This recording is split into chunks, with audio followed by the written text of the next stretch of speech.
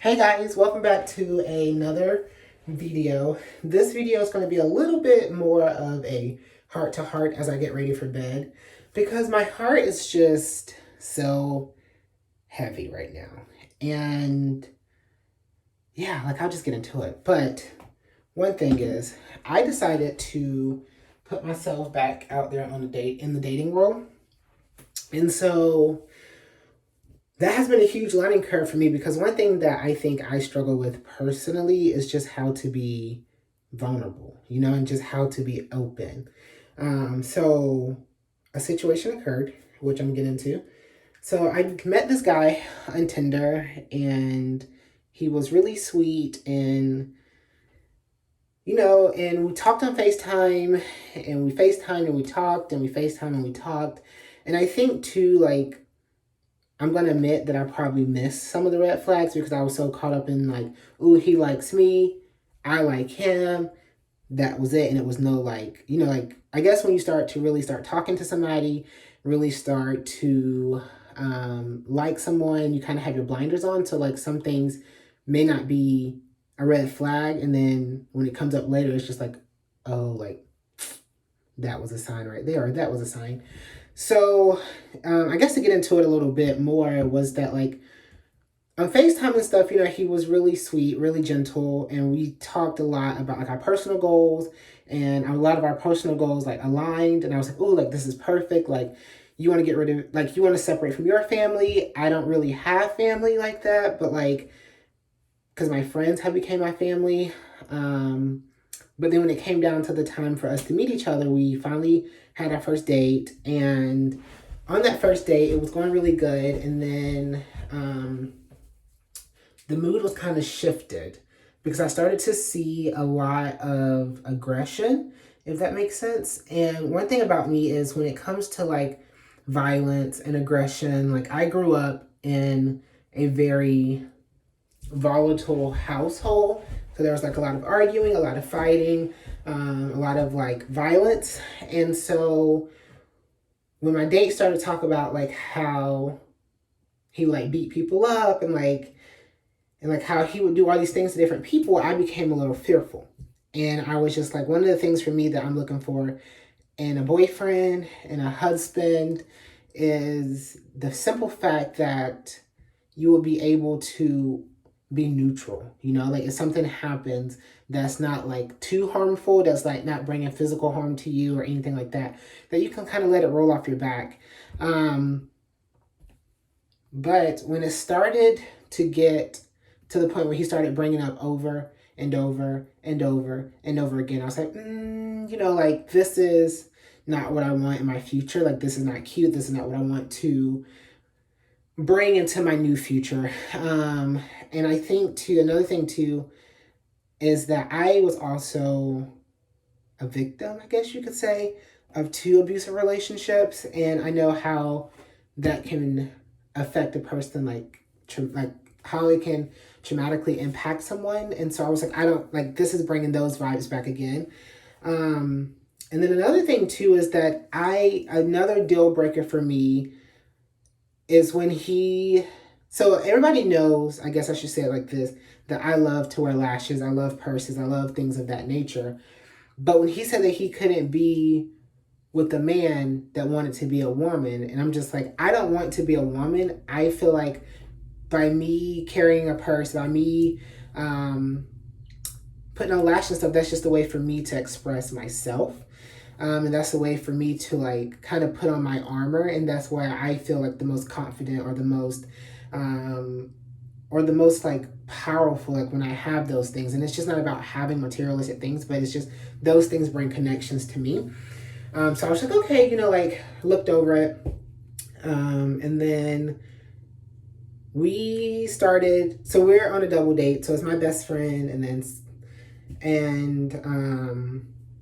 we started talking. It was all these things that we want to do. And I think I'm at a place in my life too where I want to start showing people the real me and stop being afraid to show people the real me, because the real me is so much fun. I'm so adventurous. I love to do things that challenge me, but I'll never ever give that power to show other people that, because I've always been afraid, what if they see the real me? Like, what if they see the nerdy side? What if they see the goofy side and it's too much? And then it's just like I always put on these personas. And for me, it was just like, I'm at a place now where I just want to be able to show people who I really am.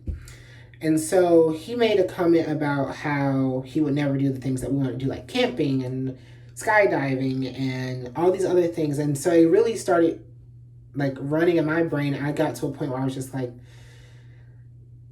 a lot of my fears was becoming true. And I think my biggest fear, to piggyback off this, is being in a relationship by myself.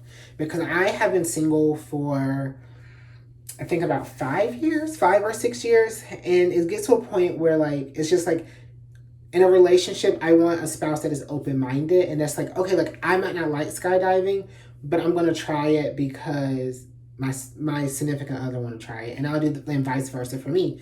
But I'm just like, if you shut it down completely, it's just like it doesn't have any space at all for like adventurousness. And I'm just like, I don't want to be in a relationship where I'm still third wheeling, although I have somebody at home. I don't want to be in a relationship where I'm in a relationship by myself, where I'm in a relationship. And what I mean by in a relationship by myself is I just feel like, yes, you can have a warm body at home, but like if that warm body is not willing to go out with you and make memories and do experiences, then what is the point of having a relationship, if that makes sense? So that was another deal breaker for me. And as the night progressed on, one thing that we talked about that is really huge to me is and I know it was like early on because we've only been talking for a week, but on the phone, he was like, I want 2 boys and I want to adopt. I don't care how I'm going to get them. But then when we brought it up again, it was like, no, I don't want kids. I want kids with bitches. And I'm just like, did we not just talk about this? So I think for me, like, why it's so heavy on my heart is because I brought this person around my friends and I started to feel embarrassed. I started to feel a little bit played. And it really like hurt my feelings. And the more that I started to think about it, I was like, like it's not really bothering me as much. But when you start receiving like those like text messages and like start seeing that person on other apps, and it's just like, oh, sorry, I'm just like all over the place. This is not planned out at all. Another thing too that I didn't like about this is being lied to. I think that's the biggest thing because I've always had people in my life that wasn't reliable and had people in my life that wasn't truthful. So sometimes I'm one of those people that will take anything and run with it because at this point I'm just like, it has to be some form of truth or something.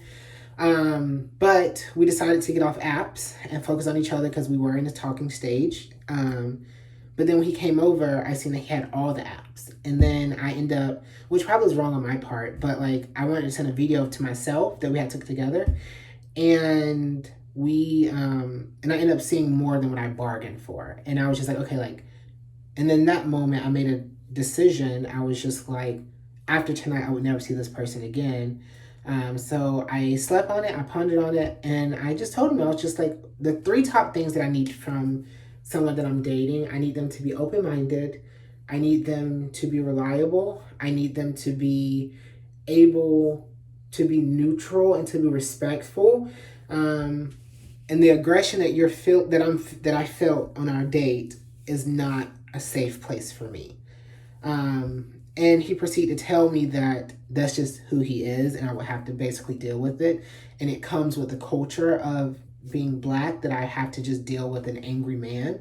And I was just like, that's not true at all, because although you may grew up in the hood, or although you may, grew up in the hood, or whatever the case may be that you did, that's not who you are now. Like, it's not who you are now. And I said, and he did proceed to tell me, like, you just want me to act white. And I'm like, it's not about me wanting you to act white. It's not a white or a Black thing. It's just a traumatic thing for me. Like, I want a spouse that is willing to help me heal and help me grow. And I felt like I wasn't getting that. But I also learned in this experience, as putting myself out there in the dating world, is that when it comes to your wants and needs, the power of the tongue is really powerful. Because in my mind, I was like, oh yeah, like I want a thug, like I want a guy that's, rough. But then when that guy manifested himself into my life, or I manifested him into my life, it was like, ooh, like, I don't want this. Like, I don't want to deal with this. But I don't know. Like, I just think overall, like, being out in the dating pool again have had its ebbs and flows, and it's been up and down and up and down and up and down and up and down. But overall, it made me a little bit more excited because it made me realize like what I'm willing to compromise and what I'm not willing to compromise. And I just think that like when it comes to your top 3 deal breakers, don't negotiate those things, because I feel like once you start negotiating those things and like, oh, just because this person's cute or this person's good in bed or whatever the case, the scenario is, I think a lot of people, including myself, because I feel like it was going that way, will get trapped, and you get trapped in this relationship of comfort and not a relationship of growth, not a relationship of experiences, not a relationship of anything else, but it's just a relationship of comfort. And it's like, this is my comfort spot. And I think that that's so important to me. But I don't know, like, I don't know, my heart is very heavy because like I said, I brought this person around and I felt like I disrespected all my friends. I feel like I disrespected my friends. I'm also embarrassed. And I think most importantly, like, I don't even know how to explain it, because I think most importantly, like, it taught me that, like, just because you like someone, you still have to be willing to know what you're willing to put up with, because I was letting a lot of things slide. Even down to the fact of, like, I know it's, like, not my family or anything, and I probably shouldn't be saying anything, but I don't care. I guess just a simple fact, too, is, like, you argue with your mom, and then when I brought up the conversation about it, taking a step back, you say, I didn't want to bring you into my world just yet because you're not ready for that. And I'm just like, if, like, what is going on? Like, what is going on? Like, that I can't be a part of your world. Like, if your family's not comfortable with you, you have, like, exes, which was another thing too, that you told me that you just came out this year and that you didn't have any exes, but now you have all these exes, and now you have family issues, which I get, we all have family issues. But I think for me, the biggest thing that I want is to feel at home within my man. And I want my man to be able to feel at home with me. And I want my man to be able to be confident, to be patient, to be understanding, because I'm a very, very complex person due to a lot of the trauma that I went through as a kid. Because I think one thing that life has taught me is that some of the things that we go through, you're not really ready to go through it, but when you come out on the other side, it gives you like a layer of skin to be able to help the next person. But I don't know, like I just said, my heart is very heavy, and I hope this video makes sense, because I just feel like we need to have like a little bit of heart to heart. But I am going hiking. I'm going on the walking trail. I'm going to do that, and I'm going to take the dog and do that, just to clear my mind and things like that.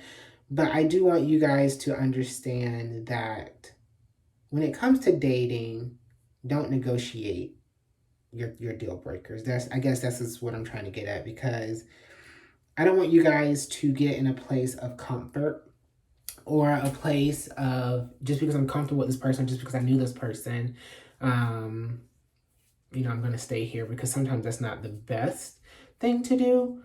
But I really do hope that this video makes sense to you. I really do hope that I'm not just rambling and like all over the place, because I really am.